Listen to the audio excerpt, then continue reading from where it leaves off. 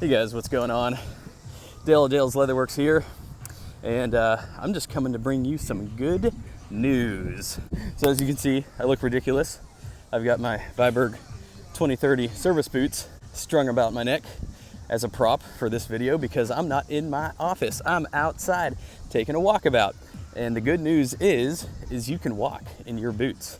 And I'm gonna explain why that's such damn good news. If you guys have been following along recently, I sort of made it a point to get serious about my health, start really taking charge of it, get back, lose my dad bod. I did my fitness video, and I've been talking to my buddy Nick at Stridewise, who's in excellent shape. The dude is shredded. I've been talking to him a lot. I've been talking to Jake at Almost Vintage Style, who's had an amazing health weight transformation in the last couple of years. You know, I'm open. I listen to everybody. And so anyways, today's good news message is that you see these boots that you spend all that money on, you know, all those boots that you have, that you bought, maybe because of some of the YouTube content out there that persuaded you to develop an unhealthy boot addiction. Well, those were better investments than I could have ever realized, and I'm ashamed that it took me this long to realize it. So let's get into it. So let me ask you a question. What do you think the best exercise for weight loss is? Is it running? Is it biking, like I used to think? Is it weightlifting? None of the above. The best exercise for weight loss is something called steady state cardio. What's steady state cardio? It's what I'm doing right now. Walking. Check it out. I'm wearing my Junkard service boots in navy shell cordovan. These are $700 luxury footwear, and I'm using those as my own personal gym equipment. This is good news to boot nuts for a number of reasons. We buy the boots for what? Because they look cool, because they're made with the best materials that man has ever made. They're beautiful. They make us feel good when we have them on, but guess what? There's more good news. If you push yourself to walk 10,000 steps a day, and even push it further up to 15,000 steps a day, you can lose a tremendous amount of fat. I am too big of a wuss to get on the scale, so I don't know how heavy I got, but I'm thinking I was in the 185 range. I'm probably in the 170 range right now. I'd like to get down to 155. That's like my ideal weight. But then again, I put on a little bit of muscle. Not bragging, I'm just being fully upfront, transparent. Put on a little bit of muscle because I've been also doing some battle ropes and some more weight training, and been taking copious doses of essential aminos, which I did find I was highly deficient on. So I'm sort of restructuring my body composition in a sense.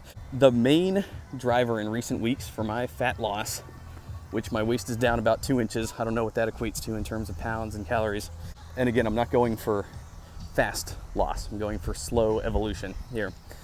Slow evolution is much more permanent and effective than a crash diet where you can make a lot of progress, but you're not epigenetically evolved for that shape. So let's use this analogy, right? I could lose all the weight I wanted to in a week simply by not eating and drinking water and black coffee. Yep, I could do that. But A, it's gonna be miserable. B, the second I resume eating, guess what's gonna happen? My body hasn't evolved to be that light. My body genetically still thinks it's 180 pounds or whatever. It's got all kinds of tricks up its sleeve, psychological tricks, to trick you into putting that weight right back on. But yeah, my weight is slowly coming down, and that's ideal because when you lose weight too quickly, your body kind of freaks out. It starts playing all these mental tricks on you. So my plan is just to evolve into being leaner, just evolve that way. Stop evolving into getting incrementally fatter every day, just evolve into being leaner. So that way when I'm there, it's okay, I'm meant to be there. It's almost like, you know, these guys that hike up Everest. It's a slow, gradual incline all the way to the summit. Now, if you were to just suddenly be beamed up and magically appear at the peak of Mount Everest, what's gonna happen to you? A, you're gonna freeze to death, go hypothermic within seconds. You're gonna go hypoxic from the lack of oxygen. And your body's just gonna be in complete and utter shock, and it'll shut down within a minute. You'll be dead. 2 minutes maybe. So it's the same thing with fat loss. Yeah, I could stop eating today, and a week from now, I'll hit my goal weight. But guess what? As soon as I start eating again, my body's gonna punish me, and I'm gonna be ravenously hungry because epigenetically I haven't evolved into that leaner being. epigenetically, I'm still that 170-pound guy. And so by doing it slowly, your body's DNA actually tracks, keeps up. By the time you're there, it's like your DNA is saying, yes, this is comfortable, this is where you're supposed to be. As opposed to if you just lose it too quick. Your body has all kinds of tricks stored up its sleeve. Trust me, it will sabotage you. What's the hack? Steady state cardio. Why is walking, i.e. steady state cardio, so effective at fat loss? I've been listening to a lot of health influencers in recent weeks, including Tom DeLauer, who, yes, he's a roid head, Coach Greg Doucette. I absolutely love that guy. He's earned all my respect in the last few weeks. Dr. Mike Israetel, who's a bodybuilder, also heavily roided up. But these guys have amazing strategies for fat loss, and they even interview other health gurus in the field that are experts at fat loss. They all come on and they all say the same thing about walking. Even these super shredded dudes, super huge muscles, they all do 10,000, 12,000, 14,000, 15,000 steps a day in addition to the rest of their regimen, because it's just that effective at burning fat. You want to know the lion's share of what I did? I walked. Doesn't mean I didn't lift, doesn't mean I didn't run, doesn't mean I didn't do other things. But the large majority of my activity was walking, simply walking. Oh, and by the way, there was another study that demonstrated if you just increase your step count 1,000 steps from where you are right now per day, you have a 12% less risk of all-cause mortality. 12% less chance of dying if you take the amount of steps you're walking today and increase that by 1,000. Now, there is a caveat. The upper end is like 17,000. After that point, it's a line of diminishing return. But walking also utilizes more fat as a percentage of fuel. Now, you can make the argument that if you go out for a run and you run for 60 minutes, you're going to burn more calories and ultimately burn more fat than you did walking for 60 minutes. And that is true. But as a percentage, walking is going to burn more fat as a percentage, which is definitely going to count for something huge, because you can walk for a long period of time.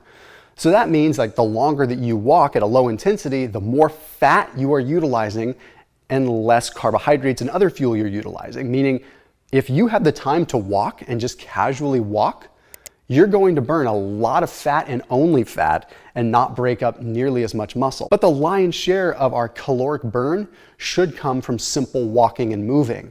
It's going to be very muscle sparing. It's going to improve what's called angiogenesis. It's going to improve how you get more blood flow into the actual muscle area, making it so that that muscle can activate better and preserve better. Plus, the lower intensity is really, really, really good when it comes down to utilizing fats, which are going to spare muscle breakdown. Now, what's the mechanism involved here? And why was I wrong about it all this time? Well, first off, walking, I always thought was a wuss exercise. I see grandmas doing it at the mall.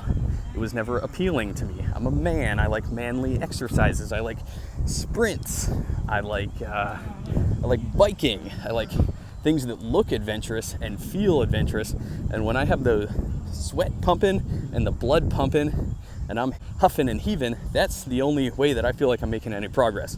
Plus with running, you got that beautiful runner's high. It's amazing. You get to cover a lot of distance, see some amazing things, listen to great music. You really get pumped doing it. But what's the problem with all that? Well, it breaks down muscle. It shreds muscle. It destroys muscle. And when you destroy muscle, it might not be that day, but in the following day, the following next few days, what your body does is it releases a hormone called ghrelin. Ghrelin is your hunger hormone. Ghrelin is the gremlin. You don't want your ghrelin. Now, depending on your goals, ghrelin's fine, right? If you're trying to build muscle, build up a huge frame, depending on your goal. My goal right now isn't anything but fat loss, really. Maybe a little bit of muscle addition, but not much. Not trying to change my suit jacket size by any stretch. Anyways, so that's the key mechanism with aerobic exercises, weight training, is you're breaking down muscle. Your muscle fibers, once they're broken up, your body says, ooh, feed me. I need that protein. I need carbs to make sure that we have the energy to get that protein into the muscle, right? Because you shredded up your muscle. What does walking not do? It doesn't shred muscle. It's steady state. It does not break down muscle near to the degree that running does. So that's the key factor. I've been focused on 10,000 steps a day at a minimum. 15,000 steps a day is ideal. 17,000 to 20,000 steps and beyond that is actually shown to have diminishing returns. It's still good, don't get me wrong. But the ideal range you want to be in is 10 to 15,000 steps a day. And it's easy. It's probably an hour and a half, maybe an hour, 45 minutes, maybe 2 hours of walking a day. It's not a big deal. That's why it's so good. I don't wake up the next day ravenously hungry. Typically if I run in the evening, the next morning by around 8, 9, 10 in the morning, I'm craving eggs, I'm craving chicken sandwiches, I'm craving whatever gets put in front of my face, I'm craving it. And then I have this magical ability to inhale lasagna when I'm in that state, and pizza. And it's very self-defeating. So that's the cost of breaking up muscle. So what does Thomas spend the most of his time doing? The bulk of my active time is just walking. Because if I were spending the bulk of my active time running, I probably wouldn't have the joints that I have now. Okay, so being able to walk is good for muscle preservation, but it's also good for sparing your joints. The bottom line with it is you're not beating up your body. It's sustainable, and that really, really counts for something. And the last piece is it allows you to get the natural other things that need to come into your life. Vitamin D, sun exposure, low light gazing, all these things that affect our brain and affect our neurochemistry. That if we are segmenting our workout life and our regular life a bunch, then we don't get that. Because then we're compartmentalizing, we're having to spend all this extra time. So yes, is running good for fat loss? If you are hyper disciplined at what you eat, if you could be ravenously hungry and still say no, and not feel any of that temptation the next day, good for you. I'm not that guy. I'm betting you're not that guy either. The solution, the good news, these boots can get you there. These boots, you love them, they look cool, they look better with patina. Make it a goal every day. After dinner, especially after dinner, is a good time to walk. Walk for an hour, walk for a half hour. If you watch TV from 7 to 10 at night, maybe just walk from 7 to 8, then watch TV from 8 to 10. This does not have to be a major lifestyle change. Me and the wife recently made it a goal to do this together. Past few weeks, we've just been going to the running track near our house, throwing a podcast or talk. It's a great chance to bond.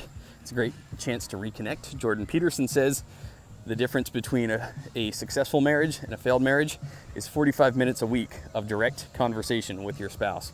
So, and I think in today's day and age, that can be a problem because we have so much stimulus coming from our phones, so much dopamine, constant feed from Instagram, from YouTube, from TikTok. You know, if you're watching me, then you're guilty of it too. You're watching me, what are you doing? Turn this video off and go for a walk. Just kidding. No, keep listening to this video because I'm unloading all the good stuff on you right now. So steady state cardio does not trigger ghrelin, right? So what does that lead to? That leads to a net negative to your caloric deficit. That means that over time you can lose that weight, and it's easy. You can bring your family along. It can be a bonding experience.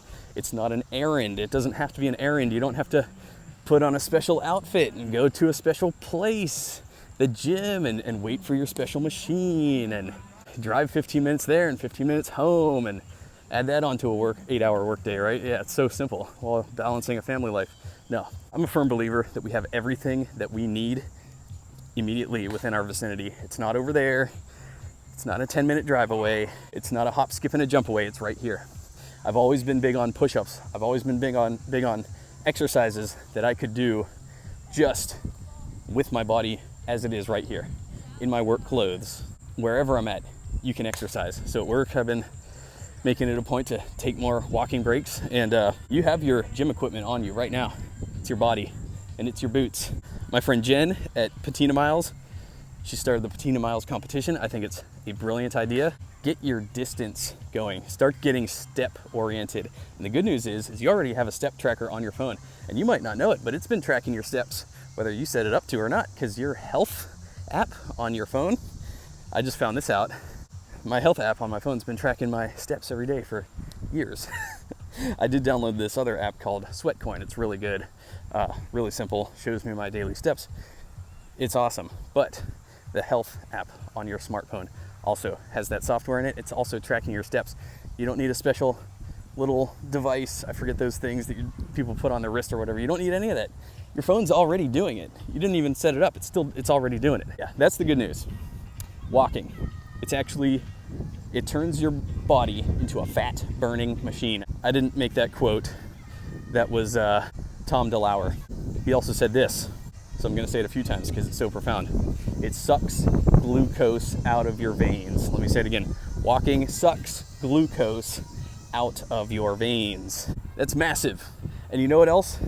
It's true because I know intuitively that it's true. I can tell when my body's burning fat. I could feel it, actually. Call me crazy all you want. I could actually feel that when I'm walking. I could tell, like when I eat a sugary meal, like when I'd go to Little Italy, then we'd go to Vaccaro's afterwards and they give you an ice cream sundae big enough to feed an army, and you eat it and you feel disgusting. What's the only thing I wanted to do after that was just walk, and I didn't want to quit walking. Why? Because all that glucose in my veins is ready to be burnt right off by a walk. So that's why I think dinner, especially after meals, after snacks, take walks. That way you're constantly burning off the blood glucose spike from the meal. And I could tell this every time I consume anything. It's like I consume something, give it 3 minutes. Oh, I just have that energy. I just want to walk. So listen to that. Do that, especially after dinner. Dinner is probably the most important time to walk. It's just my anecdotal experience, but after a long day, I have dinner, sitting down on the couch, watching TV, just letting that glucose just store away the fat. You're self-sabotaging there. If you actually just got up and walked for a half hour, 45 minutes, you're gonna diminish those glucose stores. You're not gonna store nearly as much fat. Walking sucks glucose out of your veins. Walking turns your body into a fat burning machine. Walk more, walk way more. Use those boots. Don't just use them to look cool. Use them to make you a healthier you. I was a health nut way before I got into boots. I was never originally even a boot guy. I still consider myself first and foremost a health guy. And you know what? It's funny, Nick at Stridewise, he was a writer for health magazines way before he got into boots too. And you look at him, he's just shredded. Yeah, so he looks great. I've been picking his brain a lot lately. He has tons of great advice. That's the other thing about health.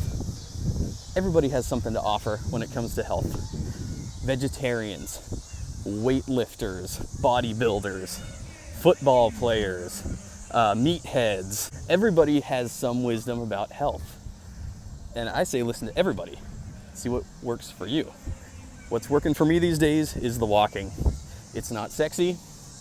It's not intense. It doesn't make me look like I'm doing anything brave or arduous, which is counterintuitive, but it is the best exercise for fat loss. It really is. Past few years, throughout the pandemic and everything, I was committed to hitting the bike once a week for an hour or 2 hours. I'd hit the bike and I wanted to get it. I always thought walking was lame, and I always said, no, I'm just gonna get all my exercise in some more brief, intense sessions, right? This is kind of how my brain thinks. Like, no, I'm a man. I need to come with that explosive workout. I need to sweat. I need to feel accomplished at the end of it. I don't feel nearly as accomplished at the end of a walk as I feel at the end of an hour-long bike ride. But that said, there's a reason for that. It's because, yeah, you just put your body through some trauma after that run or after that bike ride. Your body's traumatized. It's in a state of shock. You don't feel it initially, but you just tore up muscle. When you tear up muscle, that protein needs to be repaired, that tissue needs to be repaired. How's it going to repair? Well, your body, your brain has ingenious methods to trick you into eating a ton in the coming days. Your body doesn't instantly repair the next day. It takes several days to repair. I went on a walk last week and I was walking, and my self-confidence got up, and I hadn't run in so long because it throws out my back, tears up my muscles. But I said, you know what? I feel confident. I'm gonna jog just a little bit. So just did a couple laps jogging lightly. Guess what? By noon, ravenously hungry, I downed a bunch of eggs. I downed a bunch of meat. It wasn't bad stuff, but just that ravenous hunger, the ghrelin, the onset of the ghrelin hormone just released into my bloodstream and said, eat. And I couldn't control it. Just telling you. If you run, it's fine, but I'm just telling you, there's no cheating in this universe. You're not going to run and then not have to pay for it later. Your body's going to make you pay. The big hack with walking is your body doesn't recognize it as a severe trauma. And so it's not going to ask you to eat like it would have had you run or had you biked or had you lifted weights. With that, I'll shut it down. Thanks a lot for watching, guys. I'm Dale Dale's Leatherworks. Leave me all your comments and thoughts below. Leave me a like too. Wear your boots and walk in them. Catch you in my next video.